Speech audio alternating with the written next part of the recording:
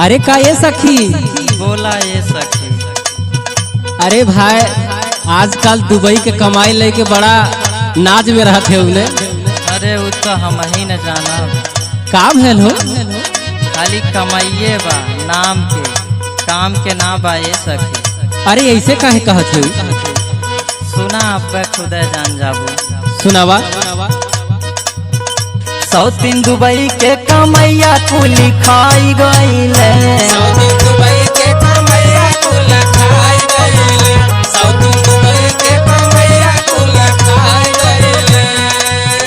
अरे खाई गईले ये सखी, खाई गईले ये सखी, खाई गईले। राजा हमारो सवत पालो भाई गईले।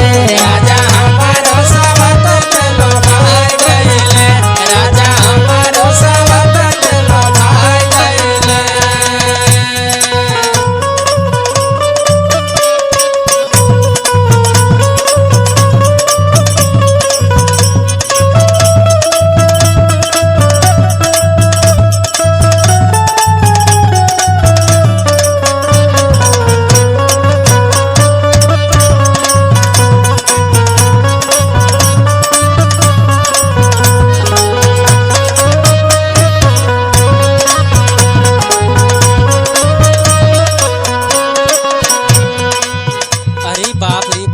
ऐसन बात है हो?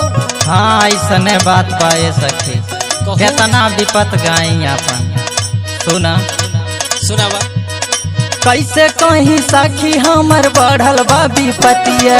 बढ़ल बा विपतिया हो, बढ़ल बा विपतिया, बढ़ल बा विपतिया हो, बढ़ल बा विपतिया।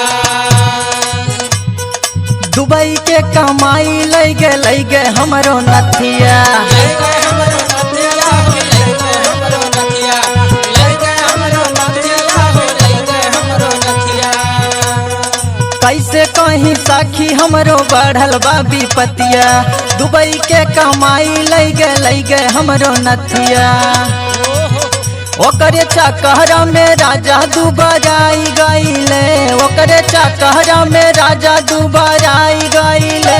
सौतीन दुबई के कमैया कुली खाई गईले।